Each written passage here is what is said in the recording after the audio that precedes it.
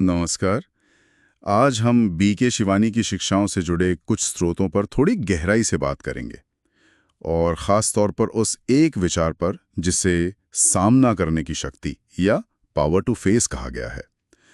स्रोत बताते हैं कि जीवन में जो कुछ भी आता है उसका सामना करने की ये शक्ति, ये क्या है और क्यों इतनी ज़रूरी है। हाँ बिल्कुल। तो हमारा आज का मकसद सीधा है समझना कि ये शक्ति असल में है क्या, इसकी ज़रूरत क्यों है और इन स्रोतों के हिसाब से इसे अपने अंदर कैसे विकसित किया जा सकता है। बिल्कुल। और इसमें जो सबसे दिलचस्प बात है वो ये कि सारी चर्चा बाहरी हालात को बदलने पर नहीं है, बल्कि उन हालात के प्रति हमारी जो अंदरूनी प्रतिक्रिया होती है ना, उसे बदलने पर है। अच्छा। जैसा कि स्रोत बताते हैं, ये सब कुछ आत्मा चेतना और कर्म के नियम जैसे जो आध्यात्मिक सिद्धांत हैं, उन पर आधारित है। यहाँ से बात वाकई दिलचस्प हो जाती है। तो ये सामना करने की शक्ति, ये आखिर है क्या? स्रोत क्या कहते हैं? स्रोत इसे आत्मा की एक कह सकते हैं अंदरूनी ताकत बताते हैं, जो हमें मुश्किल हालात में या मुश्किल लोगों के सामने भी स्थिर और शांत रहने में मदद करती है। स्थिर और शांत, लड़ने या भागने जैसा नहीं? नहीं, बिल्कुल नहीं।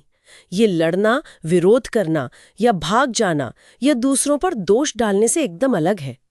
ये है गरिमा, समझ और एक तरह के आध्यात्मिक साहस के साथ स्थिति को संभालना।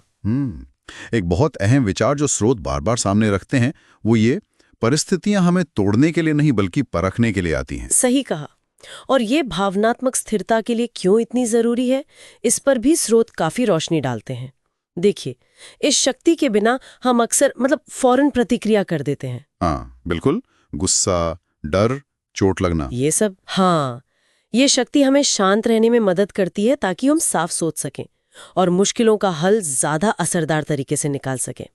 और हाँ, आध्यात्मिक विकास के लिए तो ये बहुत ही जरूरी है। और जब ये शक्ति कमजोर होती है, शायद हम सब ने कभी ना कभी महसूस किया होगा। स्रोत कुछ आम पैटर्न बताते हैं, जैसे दूसरों पर इल्जाम लगाना, मेरे साथ ही क्यों। हाँ, या फिर हालात से भाग जाना, नौकरी बदल ली, रिश्ता खत्म कर दिया। बिल्कुल। या फिर अपनी भावनाओं को अंदर ही अंदर दबाते रहना, जिससे कहते हैं बीमारियां तक हो सकती हैं। और आखिर में वो बेबसी वाली फीलिंग, शक्तिहीन महसूस करना। हाँ, और स्रोत एक तरह से चेतावनी भी देते हैं। टालना आत्मा को कमजोर करता है, सामना करना उसे सशक्त बनाता है। ये बहुत गहरा है। अच्छा, एक और बात जो समझनी जरूरी है, सामना करना और लड़ना, क्या ये अलग हैं? हाँ, बहुत जरूरी फर्क है। स्रोत के मुताबिक सामना करना जो है वो स्वीकारती और विनम्रता पर आधारित है, जबकि लड़ने में प्रतिरोध होता है, अहंकार होता है, मैं क्यों झुकूं वाली बात। अच्छा। सामना करने में हम अपनी ऊर्जा बचाते हैं और आवेश में आने के बजाय सोच समझकर शांति से जवाब देते हैं। स्रोत में एक सहकर्मी का उदाहरण भी दिया गया है। लड़ने का मतलब हो सकता है तीखी बहस, जबकि सामना करने का मतलब है शायद उस वक्त शांत रहना और बाद में स्पष्टता से समाधान पर बात करना। समझ गया। तो फिर सवाल आता है कि इस बेहद जरूरी शक्ति को विकसित कैसे किया जाए, कोई इसे बढ़ा कैसे सकता है? हाँ, स्रोत इसके लिए कई कदम बताते हैं। पहला है आध्यात्मिक रूप से खुद को रोज चार्ज करना। चार्ज करना मतलब जैसे हम फोन चार्ज करते हैं, आत्मा को भी रोज चार्जिंग चाहिए। खासकर सुबह जल्दी उठकर ध्यान के जरिए, जिसे अमृत वेला कहते हैं। अच्छा, ब्रह्म मुहूर्त का ध्यान। हाँ जी। और उतना ही जरूरी है रोज आध्यात्मिक अध्ययन करना, जिसे ज्ञान या मुरली सुनना कहते हैं। रोज अपनी समझ को बढ़ाना। और स्वीकृति का अभ्यास, वो जो आपने कहा था। बिल्कुल, ये मानना कि ये स्थिति मुझे कुछ सिखाने आई है, उसे दुश्मन की तरह नहीं, एक शिक्षक की तरह देखना। एक और तरीका बताया गया है साक्षी भाव का अभ्यास। ये क्या है? साक्षी भाव मतलब अपने विचारों और भावनाओं को तटस्थ होकर देखना। जैसे आप किनारे पर खड़े हैं और नदी बह रही है, आप वो नदी नहीं है। अच्छा, उनसे जोड़ना नहीं। हाँ, उनसे अपनी पहचान नहीं जोड़ना।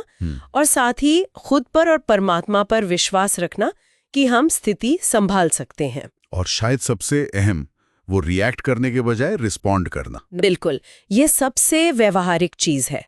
तुरंत प्रतिक्रिया देने के बजाय रुकें, एक पल लें, आध्यात्मिक नजरिए से सोचें और फिर शांति और गरिमा से अपनी बात रखें या जो भी करना है वो करें। स्रोत कुछ रोजाना की पुष्टि एफर्मेशंस भी सुझाते हैं। हाँ, जैसे मैं एक शक्तिशाली आत्मा हूँ या ईश्वर की शक्ति मेरे साथ है, ये खुद को याद दिलाना है।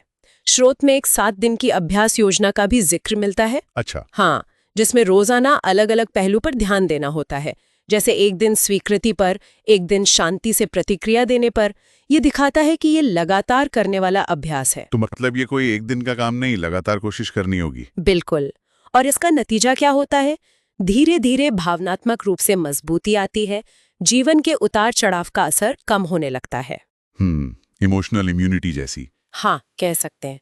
रिश्ते बेहतर होते हैं क्योंकि हम शांत रहते हैं, फैसले ज्यादा साफ होते हैं और हम अपने कर्मों के हिसाब को ज्यादा शांति से निपटा पाते हैं। जैसा कि बीके शिवानी के मार्गदर्शन के हवाले से स्रोत कहते हैं। हाँ, कि परिस्थितियों को बदलने की दुआ मत करो, उनका गरिमा से सामना करने की शक्ति मांगो। बहुत खूब।